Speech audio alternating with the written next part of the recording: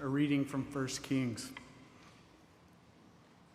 Solomon made a marriage alliance with Pharaoh, king of Egypt. He took Pharaoh's daughter and brought her into the city of David until he had finished building his own house and the house of the Lord and the wall around Jerusalem. The people were sacrificing at the high places, however, because no house had been yet built for the name of the Lord. Solomon loved the Lord, walking in the statutes of his father David, except that he sacrificed and offered incense at the high places. The king went to Gibeon to sacrifice there, for that was the principal high place. Solomon used to offer 1,000 burnt offerings on that altar.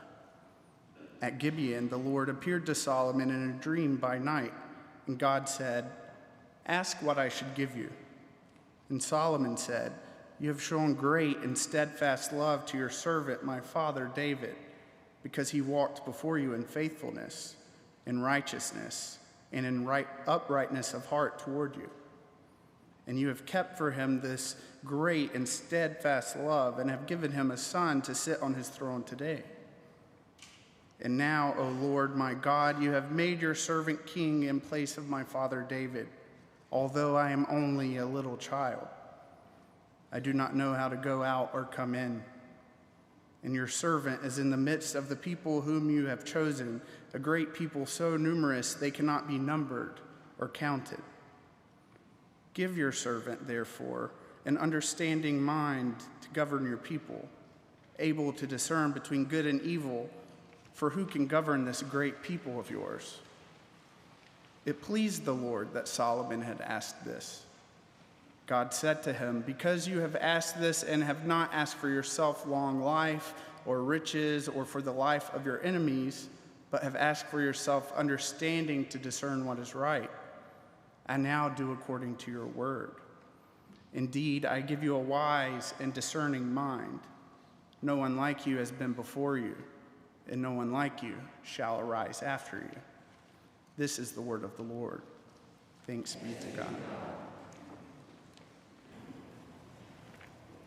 Many of you probably grew up like me, understanding the life of Solomon in two ways.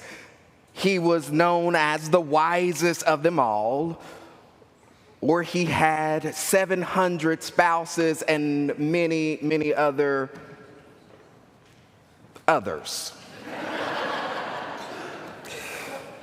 And from that, it doesn't sound like he was that wise after all. But there's backstory to that, right? That he has all of these spouses, not because of love, not because of progeny, but because he had to find a way to enlarge the territory, the kingdom. And how do you do that? By marrying off into other territories. The thing is, when we think of David and Solomon as kings, I think our minds create this picture of this grandiose kingdom of so much land, so many people, so many oxen, a huge lots of gardens. But that's not the case. This is a small agrarian territory. They are the newer kingdom on the scene, going up against so many other powerful lands. And this portion of the Tanakh is attributed to the Deuteronomistic history.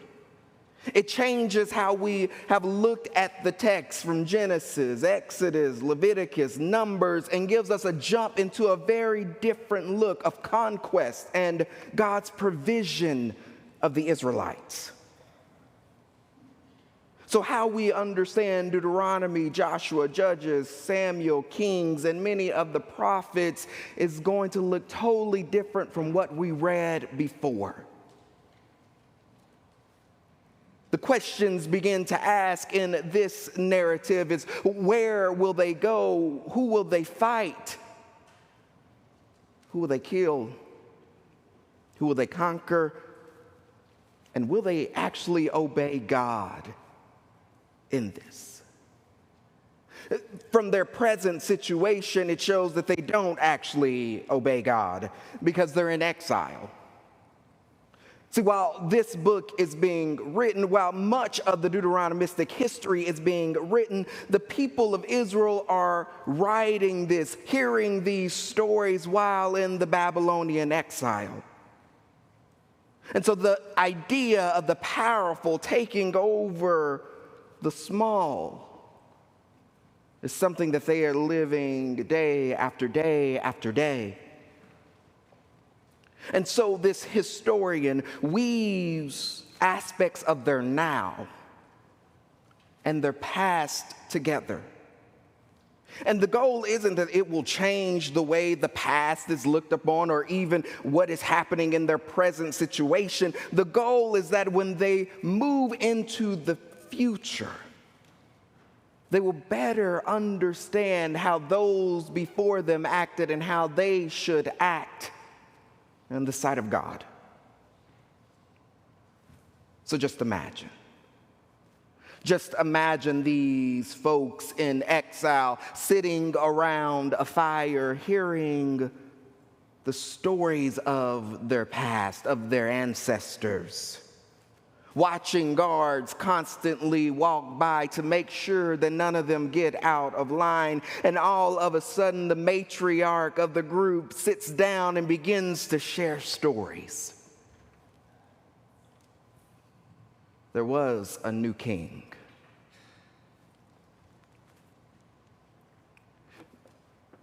And just like the point of having multitude of spouses, there's some backstory into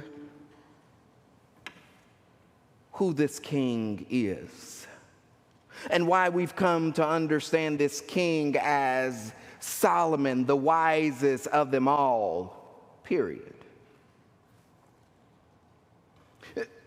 So the lectionary actually starts at verse 5, but that kind of washes away some of the pieces and makes Solomon look a little better than he actually is.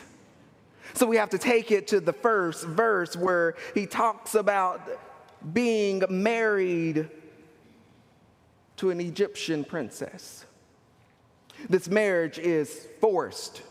It's not by choice or consent, through a political agreement of the two territories of what shall be for their future. And Solomon goes to Gibeon to make sacrifices. But what we may not realize at first glance is that Gibeon has been outlawed, has been deemed illegal to make any sacrifices to Yahweh. And to do so can even be looked at as death. To do so is to be banished outside the sight of God. To do so is nothing but wrong. So the narrator puts in here, he does this, he goes to make this sacrifice of Gibeon, just so you understand that the temple in Jerusalem wasn't built yet. So it's okay, y'all, we can go ahead and do that. But it's still wrong. Because it's here, after he's beginning to make these sacrifices, as he falls asleep on this unholy land that has been deemed wrong in Genesis, Exodus, and in Numbers. He falls asleep here, and in a dream, God says, "What do you want?" As if asking, why in the world have you come to Gibeon, the place that is outlawed, the place that's illegal? You must be wanting something. Solomon, what do you want? And it's something about this interruption, there's something about this dream that changes how things are looked at for the rest of the narrative. In some ways, it seems that Solomon is changing the rules, changing the game, and we didn't expect it at all. On the 35th floor, in the center of Midtown Manhattan, in 1997, there was a high-stakes chess match happening. With a prize of $1.1 million, world chess champion Garry Kasparov is to this day considered one of the greatest chess masters of all time. But on this day, May 11th, at Game 6, he stands up. He admits defeat to his opponent, the IBM supercomputer Deep Blue.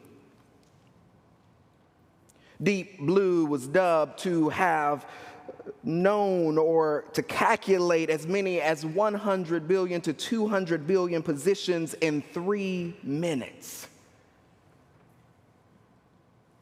But it wasn't how it ended that made a huge difference or made people wonder about the game of chess, but it was game 1 and 2. The first game, Garry attempted to be aggressive with his pawn, but Deep Blue beat him out on the 37th move. And so Garry went back to his hotel and he began to think, how in the world can I beat this computer who knows all the rules of the game? How can I beat this well-built machine who has been constructed to even know what my move is before I even make it myself?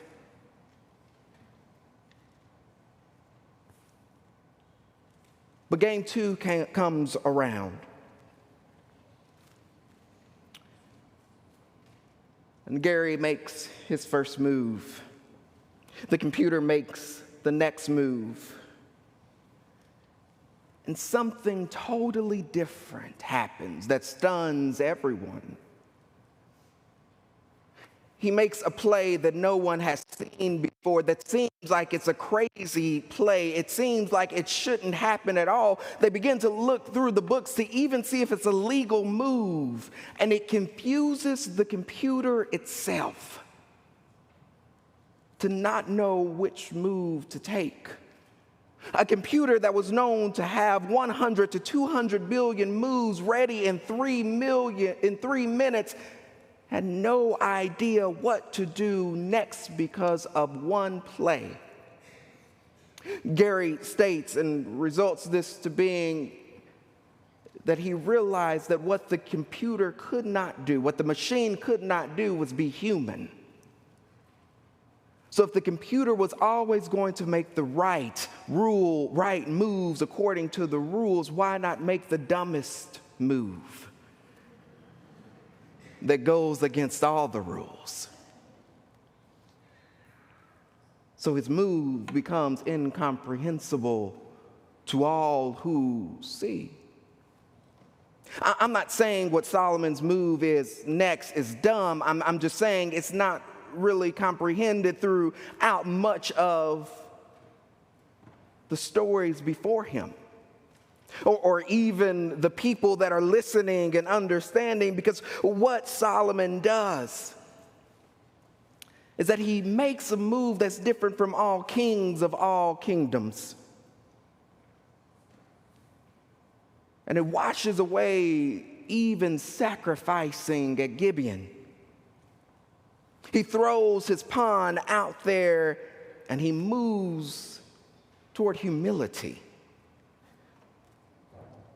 Something missing, something we haven't seen before. And what he asks for specifically is Lev Shomea, often translated in our Bibles as a discerning heart, or in some cases, a discerning mind. Solomon goes to explain that it's only through, Lev Shomea, that he can be a young king and rule over a people who are heavy-hearted. A young king who has no idea how to govern, has no military background, and is going to be going to war over and over again. God, I don't need riches, I don't need land, and I surely don't need more of your people. I need a discerning heart. But notice God gives him more. And I don't mean that God gives him the riches and the land. Yes, that's more. But what God gives is lev hokama, a wise and understanding heart. Now remember, the heart and the mind and soul are translated a lot in the same way through the biblical world. But to add wisdom and understanding to the mind or heart is now to react from what you know rather than to respond only through your emotion. Solomon changes the game from this ask. And I know last week we talked about Jacob's dream and how it was much more about God than it was about Jacob. This part of the story here, this dream, it's much more about the individual, much more about the community and what they will do, how they will move, how they will act, how they will be. This story provides identity, provides meaning to life, to replace what has been or even defeat that we have seen. It's a story of a promise made not just to a king, but that through every hearer or reader of the story, it's a promise made up to you as well, that you will have a wise heart and mind. A wise heart and mind that will decipher through right and wrong, good and evil, that will make their way back to the safe arms of God.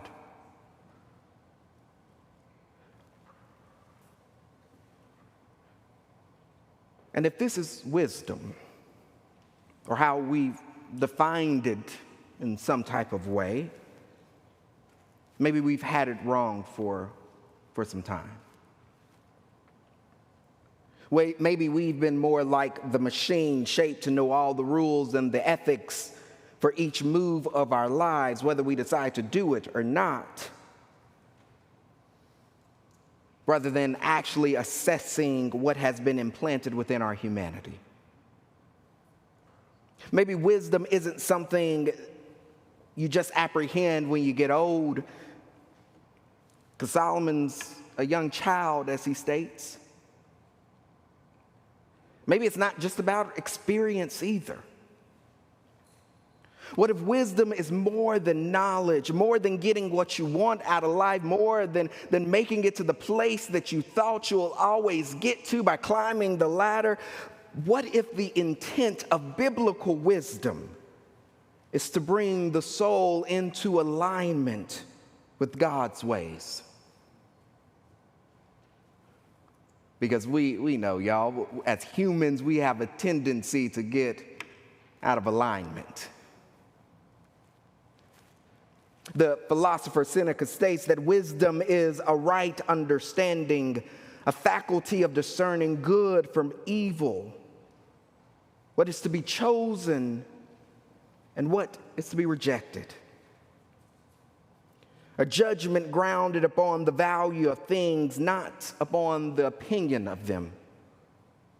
It sets watch over our words and deeds and makes us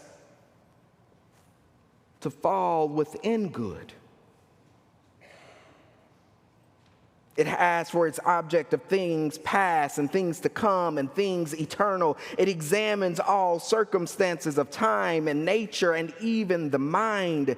To be wise is to use wisdom, as seeing is to use eyes, as speaking of the tongue. It is not enough to know this, that we must print this in our minds day after day after day after day in order for it to become the way of life for us. Because the thing is, when our distorted imagination of what we thought life should, could, or would have been like transcends the walking into the good and ways of God, we find ourselves out of alignment. We then find ourselves becoming entwined into a worldly wisdom and asking for the things the money, the cars, and the fame.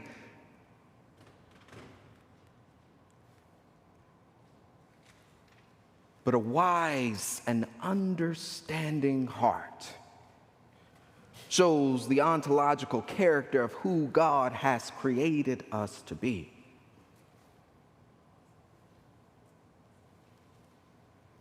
And the funny thing of it is, it's only through what God has made that allows for this alignment. There's Jewish folklore about the Gelim. It's an animated being made from raw material. It's given life through this mystical process involving the secret name of God. And the most well-known Jewish folklore of the Gelim is through Rabbi Loew of Prague in the 16th century. See, the Jews were being killed and abused and beaten by Christians, and Rabbi Loew asked God, please send me something, help me, tell me what am I to do to make peace, to make community together. And he gets this dream to go out to the dirt. So Rabbi Loew takes his son-in-law and one of his apprentices, and they go out to the dirt, and they begin to form and make this mankind-looking thing known as a Gelim. And they place within the Gelim's head the word truth. Truth, hoping that what would happen is that this supernatural being would only do what is true and what is good and will listen to its creator, Rabbi Loew. Now, this Gelim began to help, began to save, began to ensure that these communities were safe until it didn't. It turns into some type of Frankenstein type of thing and begins to go against not just the Christians, but Jews, but anyone around. It begins to wreak havoc all around. And Rabbi Loew and his apprentice and his son-in-law begin to wonder, what in the world is happening? We created this thing for good, for truth. And now it is reaping havoc. They realize that the only way to cause the Gelim to stop was to remove one letter from the word in its mind of truth. Amet. To met. To death.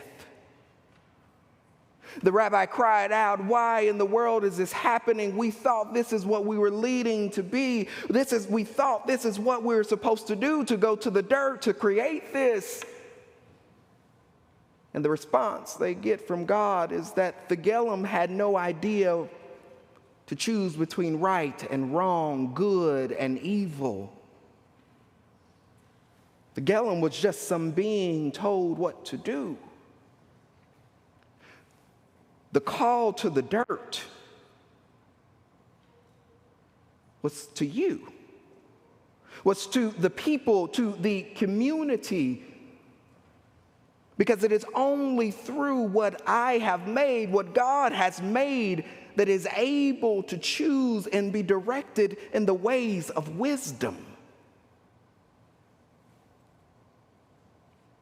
That is only that God has the ability to shape what can know of a discerning heart and a discerning mind, to understand and to walk in the ways of wisdom.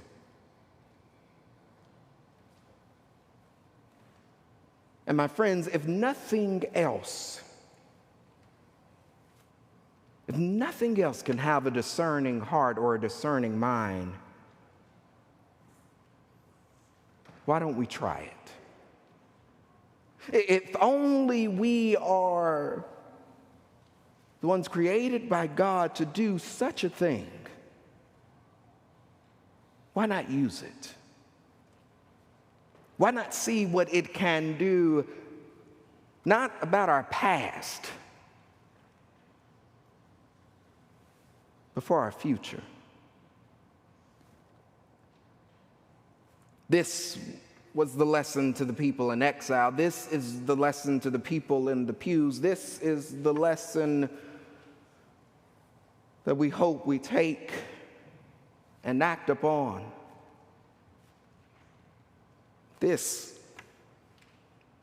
somehow seems to be wise. Amen.